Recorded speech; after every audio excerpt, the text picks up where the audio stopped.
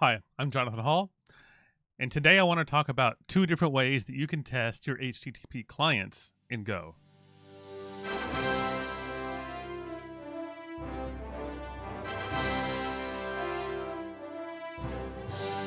So to get started, I've written a really simple HTTP REST API client.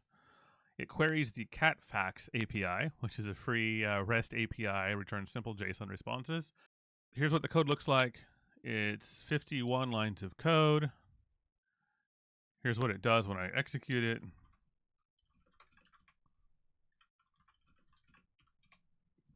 It queries a cat fact and returns a random cat fact.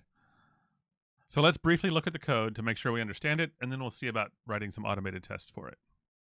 So of course, the first part of the code is the main function. The main function instantiates a repository object, and then it calls the getFact method on that repository object to get a fact. If it fails, it just panics because this is a simple test program, and then it prints the fact. That's all the main function does. If we look at the details, the repository is a struct with two types, the address, which is passed to the constructor, and the HTTP client. Our constructor method assigns the passed-in address and just uses the default HTTP client. Maybe you want to expand that to use default timeouts or something like that. And so now we get to the function that actually matters, that does the actual logic and what we'll be testing. It's called getFact, and it's a method on the fact repository. And of course, what it does is it first creates an HTTP request object by calling new request with context with a get method, and then the address we want to request and a null body. Then it calls do on our client, which is a member of our repository object. And then finally, assuming no errors have occurred, it decodes that body as JSON into the result type, which is defined right here.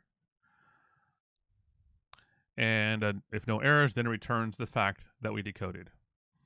Now, the actual API returns two fields. The second field is a length, a content length type of thing. I don't care about that for the purpose of demonstration. Simpler is better for a test like this. So now that we've looked at our code, we see what it does. How can we test it? Well, of course, the first thing we need is a test file. So let's get started with that.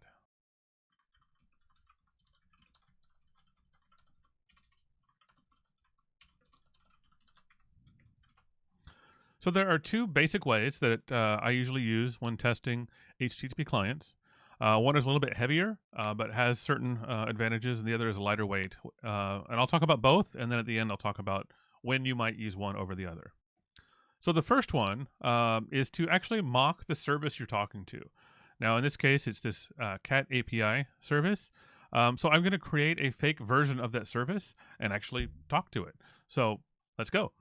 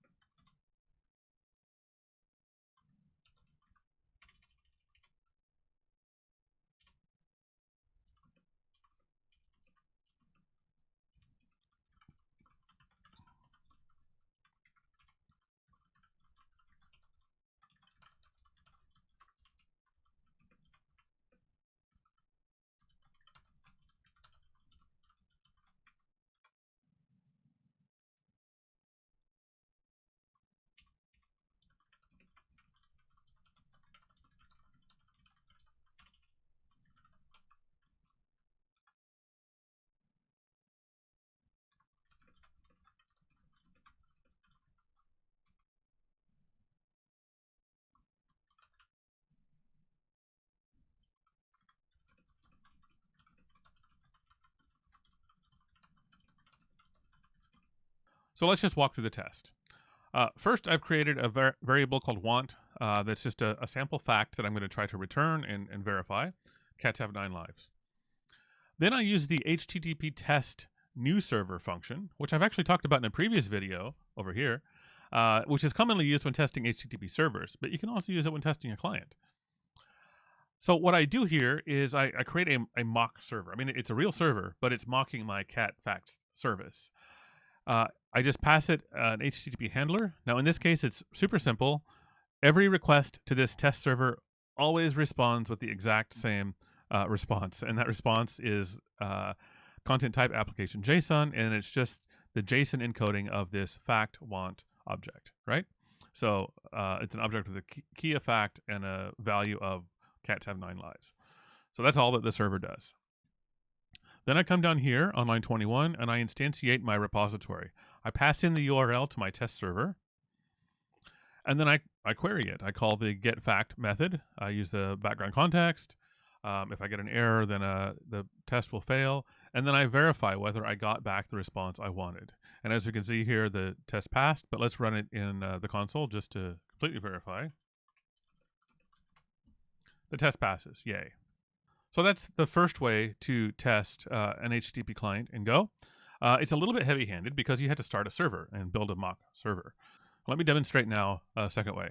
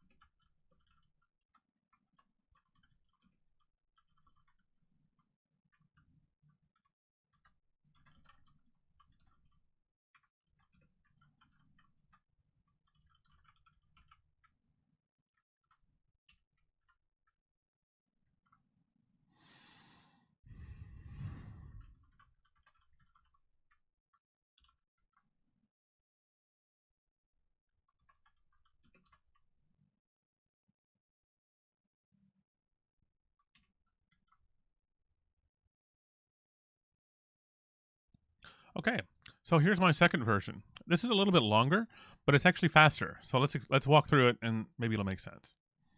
So the first thing I do is I set up a custom HTTP client, and the interesting thing here is that I've set a specific transport. Now let's jump over to the Go doc to see what I'm talking about.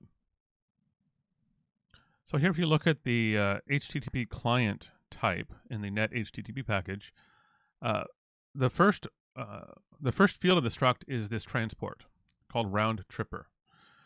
Now, if you're new to Go, you probably didn't even know this existed. But what this does is it lets you specify some sort of kind of maybe proxy.